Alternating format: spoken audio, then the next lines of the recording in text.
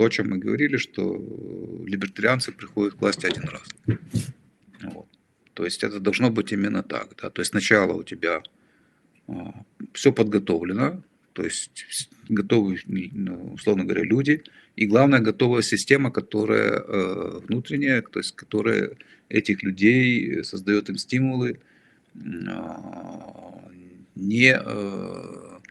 не воспользоваться вот этой возможностью, которую они получат, если они займут государственные посты. Потому что это есть главная проблема реформ, это реформаторы.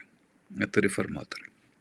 Потому что когда человек с тобой приходит в команде, там, пойдешь со мной, значит, там, министерство там какое-то, значит, там, это самое, реформировать. Конечно, пойду, чего ж мне не пойти, да, вот он туда пришел, смотришь там, ну что, через месяц спрашиваешь его, ну вот тут у нас тут это, тут у нас тут, значит, нехватка там, надои падают, тут надо срочно там еще что-то, значит, там, а здесь еще что-то надо срочно. И вот это срочное его будет постоянно преследовать весь срок полномочий, ничего не сделает в итоге.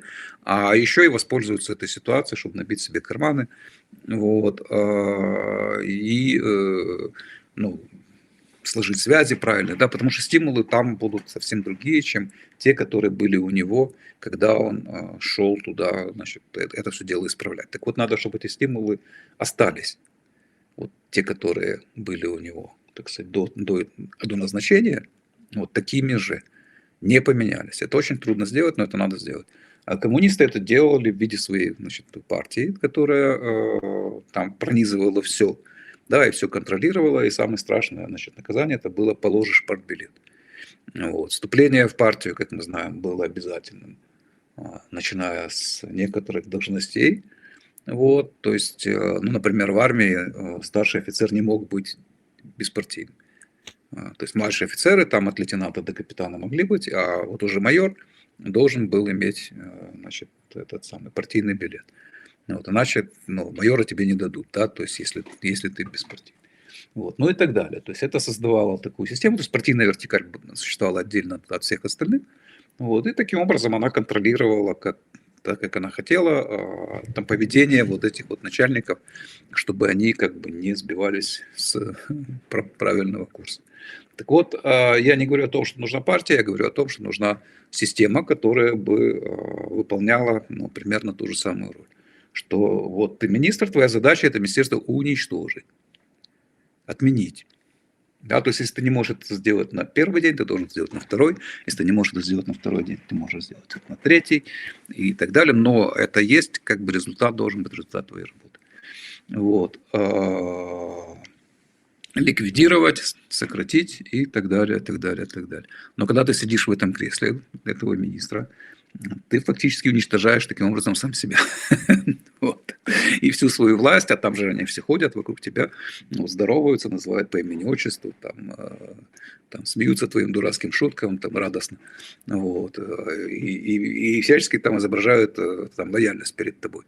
Вот. А как бы человек со слабой психикой, ну а все мы со слабой психикой, в общем-то, вот. Но рано или поздно поддается этому обаянию, то есть он уже сам себя считает немножечко не таким, как все, там, и так далее. То есть там работают эти схемы очень-очень мощно. Очень мощно. Вот. Я это почувствовал, когда первый раз баллотировался в депутаты.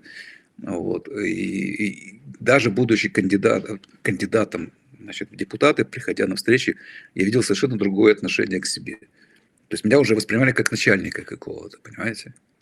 Там двери передо мной открывали. Там, пожалуйста, вот еще. Кто это такой? Хрен с бугра. Да? То есть какой-то пацан, который там, значит, вот, в пиджаке, который там чего-то там выдвигается, значит, там депутаты в Верховную Раду.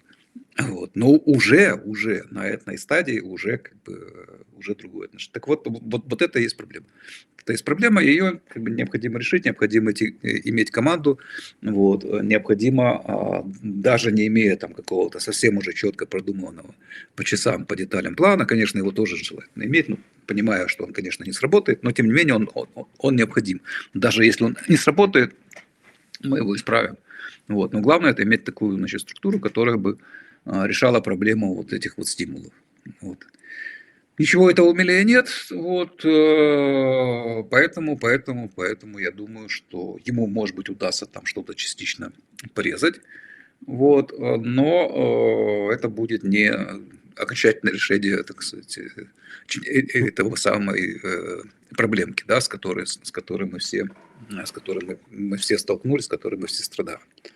Вот, поэтому это будет в любом случае какие-то ограниченные, назовем их так, либеральные, да, то есть не либертарианские, а либеральные реформы, ну вот, потому что Нацбанк надо отменять, да, он уже там его, видимо, уговаривают там, всячески это не делать, потому что он вынужден теперь вступать в различного рода коалиции, соглашения, вот, кому-то что-то обещать, а вот обещая, он может, что он может обещать? Не трогать, потому что у него политика, да, я вас всех порежу. Что он может сказать, что, ну, что вы меня не трогаете, и я вас тоже тогда, значит, трогать не буду. Вот. А там еще страшная сила, допустим, в Аргентине профсоюзы, вот, с которой необходимо ликвидировать вообще под корень, просто вырезать всех. Вот.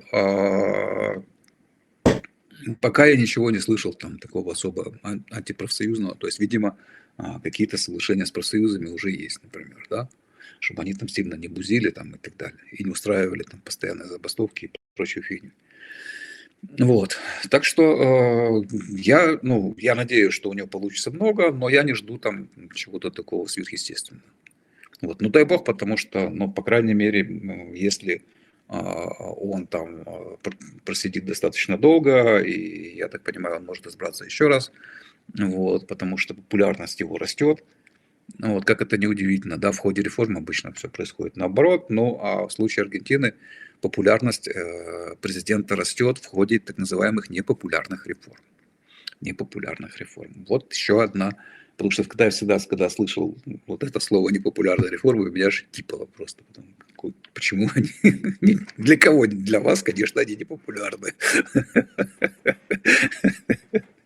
И да, мы знаем, что вы будете рассказывать людям, что они сейчас погрузятся в золото. Ну, конечно, вы хотите сохранить свое, так сказать, местечко тут, ну вот, теплое. Вот. Ну вот так, да, то есть никаких, так сказать, чудес я больше не жду от него. Ну, понимаю, что у него есть вот эта вот проблема. Ну, а сейчас ему, наверное, придется, ну, у него же есть там уже какая-то партия, вот придется ему с этой партией работать, придется ему заботиться о выборах, вот, и прочее, и прочее, и прочее.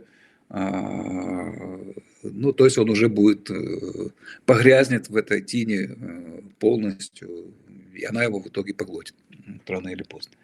Вот. Но если он там еще, там, допустим, там победит на вторых выборах, там еще что-то такое, то на какое-то время можно будет сказать, что в Аргентину можно текать.